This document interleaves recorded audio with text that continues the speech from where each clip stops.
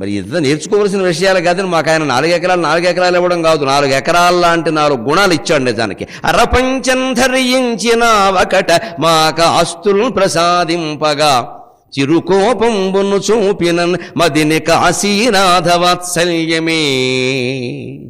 పరమంబౌ క్రమశిక్షణంబు సమయ ప్రాధాన్యమున్ ధైర్యమున్. పరమంబౌ క్రమశిక్షణంబు సమయ ప్రాధాన్యమున్ ధైర్యమున్ సరసంబున్ వరిచేలుగా నొసగి. 4 ఎకరాలు ఇచ్చారు, 4 ఇవే. పరమంబౌ క్రమశిక్షణంబు సమయ ప్రాధాన్యమున్ ధైర్యమున్ సరసంబున్ వరిచేలుగా నొసగుచున్ సంపన్నులంజేయవే. 4 ఎకరాలు సంపద సమస్య కాదండి. 4 ఎకరాలు 40 చేసిన వాళ్ళు ఉన్నారు, 40ని 4 చేసిన వాళ్ళు ఉన్నారు. కానీ క్రమశిక్షణ, సమయపాలన, ధైర్యం ముఖ్యంగాను. సూర్యనారాయణ ఆయన పేరు, అందరూ ధైర్యనారాయణ అనేవారు మా ఊళ్ళో. ఏదో ఒకసారి మా అన్నదమ్ముల్లో ఎవరినో వేరే ఆయన ఒక ఆయన ఎవడో అన్నాడు అంటే కర్రేసి గడిపి మూతి మీద కొట్టేశాడు. ఆ మూతి మీద వాత ఆయన పోయే వరకు ఉంది ఖచ్చితంగా. బ్రాహ్మణులు ఎవరిని ఏమీ అనరు అనడానికి మా నాన్నగారు వ్యతిరేకం. బ్రాహ్మణులే అంటారని చెప్పేవాడు ఆయన ఖచ్చితంగా. నా కుటుంబం జోలికి వస్తే ఊరుకోను అని వెళ్ళి కొట్టేసేవాడు అంతే. ఆ మూతి మీద వాత చూసి మేము తర్వాత ఎప్పుడూ ఆయన్ని అడిగాం, ఏమండి సత్యం గారు మీ మూతి మీద ఎలా ఉంది అంటే మీ నాన్న వరప్రసాదం ఆయన అన్నాడు. ఆయన కూడా అంత ఖచ్చితంగా ఉండేవాడు. ఆ ధైర్యం కూడా మాకు వచ్చింది నిజంగానే. లేకపోతే ఇంత ధైర్యంగా టీవీ సంభాషణల్లో ఇలా మాట్లాడలేమని. ఎప్పుడు ప్రాణం ఎప్పుడైనా పోతుందిరా, ధర్మం కోసం నిలబడాలి అని చెప్పేవాడు ఖచ్చితంగా ఆయన. అరపంచం ధరించిన ఒకట మాక ఆస్తులు ప్రసాదింపగా పరమం సిరుకోపంబును చూపినన్ మదిని కాశీనాథ వాత్సల్యమే. పరమంబౌ క్రమశిక్షణంబు సమయ ప్రాధాన్యమున్ ధైర్యమున్ సరసంబున్ వరిచేలుగాను సగుచున్ సంపన్నులన్ జేయవే. ఆచార్య దేవోభవ. 1వ తరగతి మొదలుపెట్టిన దగ్గర నుంచి, అక్షరాభ్యాసం దగ్గర నుంచి, అక్షయమైన పరిశోధనలో మహానుభావుడు, ఆంధ్రుల ప్రీతమ ముఖ్యమంత్రి నందమూరి తారక రామారావు గారి చేతుల మీదుగా 2 స్వర్ణ పతకాలు అందుకునే వరకు ఆ స్థాయికి తీసుకెళ్లిన వాళ్ళు గురువర్యులు ఎంతమంది? ఒకరా ఇద్దరా? నిన్న తెనాలి రామకృష్ణుడి సమస్య, దాన్ని ఇంకోలా చేద్దాం ఇప్పుడు. ఒకరా ఇద్దరా అక్షరక్రమములో ఊహింపగా శక్యమే. పూర్వం ఎవరంటే మీ గురువు గారంటే ఒక్కరి పేరు చెప్పేవారు. ఎందుకంటే వేద విద్య అది ఒక్కరే చెప్పేవారు. మిగిలిన శాస్త్రాలు కూడా ఆయనకు వచ్చేవి చెప్పేవారు. ఇవాళ అలా కాదు కదా. సైన్స్ మాస్టర్ వేరు, సైన్స్లో మళ్ళీ ఎన్ఎస్ వేరు, పిఎస్ వేరు, పెద్ద తెలుగు వేరు, చిన్న తెలుగు వేరు. అందుకని మనం ఆ పరిస్థితే. అది అందరికీ నమస్కారం.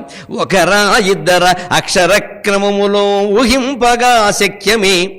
సుకవిత్వ ప్రతిభా మహోజ్వల యశస్సున్ గూర్చునాచార్యులన్.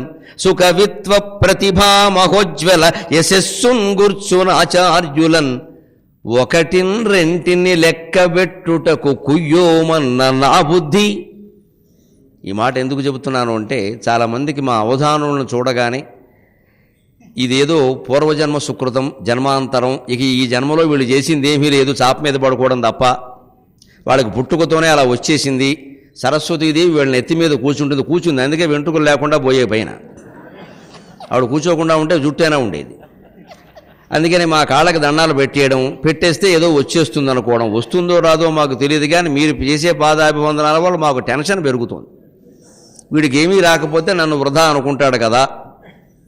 అందుకని ఈ పరిస్థితి నిజానికి గౌరవం, వినయం మంచిదే కానండి, నమ్మకాలు పెంచుకోవడం మంచిది కాదండి. కష్టపడకుండా ప్రపంచంలో ఏది రాదు.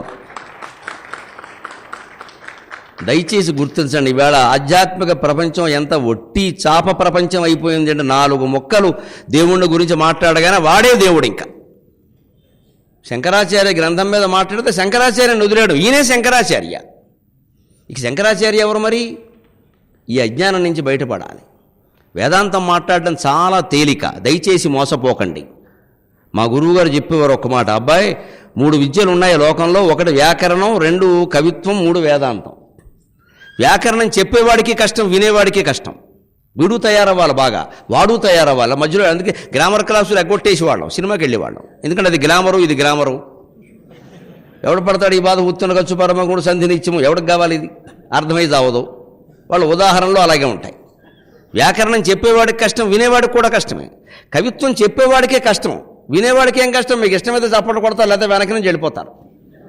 నేను వెళ్ళిపోతే కార్యకర్తలు ఊరుకోరు.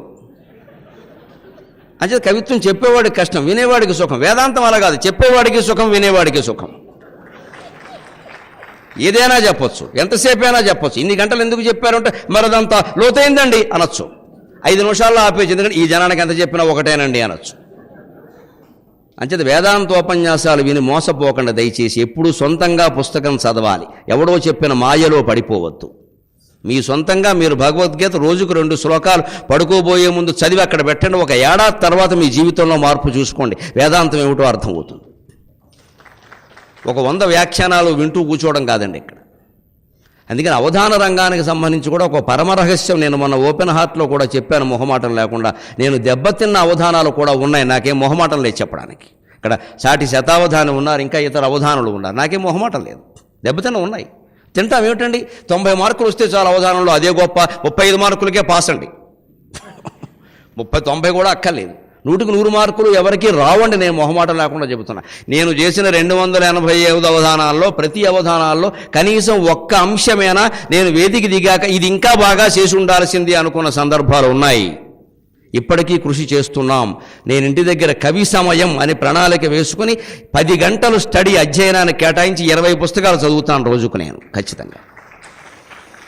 అందులో వ్యాకరణ గ్రంథాలు, చందో గ్రంథాలు, అలంకార గ్రంథాలు, ఒక సంస్కృత నాటకం, ఒక తెలుగు నాటకం, ఒక సంస్కృత కావ్యం, ఒక తెలుగు కావ్యం, పైగా నిత్యం అమరకోశం, ఇవన్నీ ఉన్నాయండి. ఇలా ప్రయాణం చేసి వస్తే కూడా ఓ లావు పుస్తకం కూడా సంచిలో పడేసుకుంటాను. ఇప్పుడు మాదయ్య గారి మలం రాజశేఖర చరిత్ర ఉంది, నా బ్యాగులో ఉంది. వెళ్ళేటప్పుడు చదువుతాను, వచ్చే వరకు చదివాను. కొత్త కావ్యాలు చదవాలి, కొత్త పుస్తకాలు చదవాలి తప్ప అవతార పురుషులు ఎవరో కొందరు ఉంటారో వారికి వస్తుంది, మనకి రాదనే అవిశ్వాసం వదిలిపెట్టండి. ఇవాళ మీ దగ్గర కూర్చుని 285 అవధానాలు చేసి 6 శతావధానాలు చేసి ఒక ద్విశతావధానం చేసి ఫలానా పండితులు సాక్షిగా సహస్రావధానం చేసి 1000 పద్యాలు ఏకధాటిగా అప్పగించిన వాడు 10వ తరగతి పరీక్షల్లో ఓసారి తప్పాడు. నన్ను నమ్మండి, నేను 2వ ఉత్తీర్ణుడు. మీ పిల్లలు ఎవరైనా పరీక్ష తప్పితే మందలించకండి, అదేం ప్రమాదం కాదు. ర్యాంకులు రాకపోతే మందలించకండి, అదేం ప్రమాదం కాదు. వాళ్ళలో ఒక మహాశక్తి దాక్కొని ఉంది. ఈ ర్యాంక్ ఒక్కటే శక్తి కాదు. ఇందులో మార్కులు రాకపోతే వచ్చే నష్టం లేదు. మూర్ఖత్వం పోవడం ముఖ్యంగానే మార్కులు రావడం ముఖ్యం కాదు.